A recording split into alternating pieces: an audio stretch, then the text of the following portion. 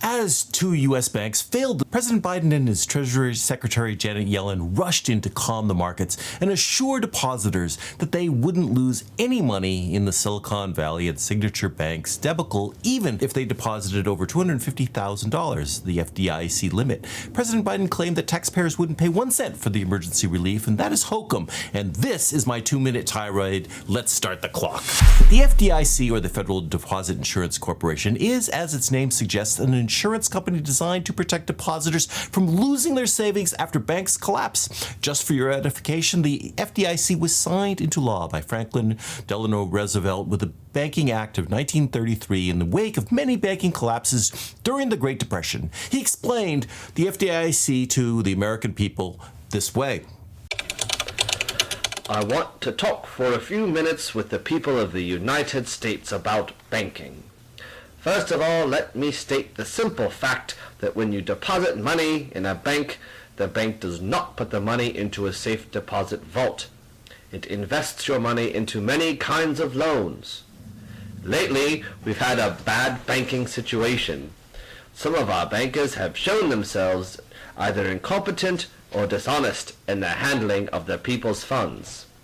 They had used the money entrusted to them in speculations and unwise loans.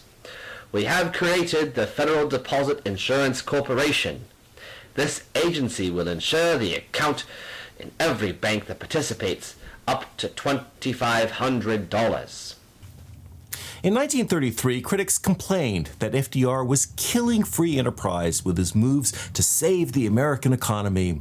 This is despotism, this is tyranny, this is the annihilation of liberty. Republican Senator Henry Hatfield of West Virginia wrote to a colleague, "The ordinary American is thus reduced to the status of a robot. The president has not merely signed the death warrant of capitalism, but has ordained the mutilation of the Constitution unless the friends of liberty, regardless of party, band themselves together to regain their lost freedom." What bullshit. The American economy soared after the Great Depression, and not a little bit because of the regulations and reforms FDR put in place. Res ipsa loquitur, as my late Latin teacher quipped, the thing speaks for itself. And after the 2008 banking crisis, President Obama signed into law the Dodd-Frank Consumer Protection Act in 2010. Critics immediately complained. Bankers and congressional allies hammered Dodd-Frank as anti-capitalist, bad for business. Where have we heard that before?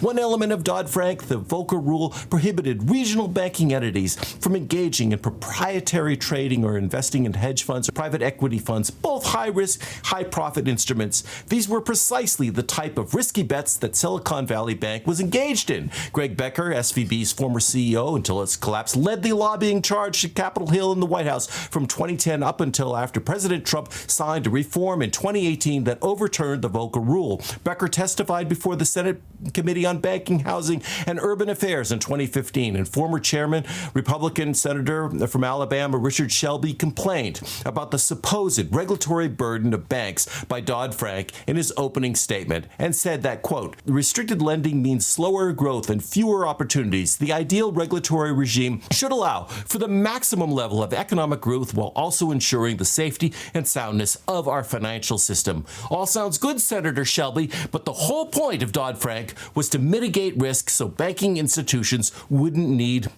government bailouts if and when they fail. Bank failures do not spur economic growth. And for our free market friends who complain about government regulation, they might want to remember the axiom derived from the European battlefields of Verdun and the Somme that, quote, "There are no atheists in foxholes." And Jeffrey Frankel added with that, "There are no libertarians in financial crises." And this is a financial crisis, and President Biden's financial salve to bank depositors was needed, no doubt. But to claim that this would not cost taxpayers any money is ridiculous. There will be added fees in banking, and most of the current cost probably will be covered by proceeds the FDIC receives from winding down two banks. After that, additional costs will be paid out of the FDIC's taxpayer-funded deposit insurance fund, and after that isn't sufficient, the fund will be replenished by, quote, "special assessment on banks," the FDIC, the Federal Reserve, and the Treasury Department said in a joint statement. And this gets to my last point. In America, All men are created equal, but some are more equal than others, and well-connected banking customers and trendy companies from Silicon Valley will get their freebie FDIC bailouts, whereas Oklahoma Republican Senator James Langford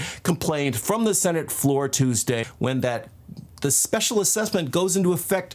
Customers from banks in rural Oklahoma are, quote, about to pay a special fee to be able to bail out millionaires in San Francisco. And that is my not so quite 2-minute tirade. Hey, thanks for watching, and don't forget to check out my other videos featuring Capitol Hill, the White House, and inside stuff going on in Washington. And don't forget to subscribe. See you in the next video.